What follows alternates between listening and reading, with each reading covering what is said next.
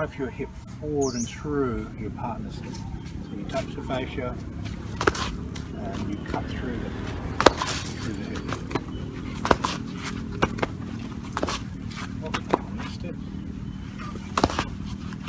So I'm putting my hip down and into his hip as I.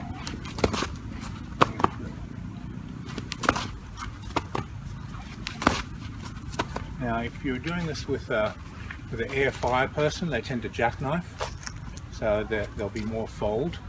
If you're doing it with a water earth person, it'll be more naturally braced at that point, so it'll have different effect.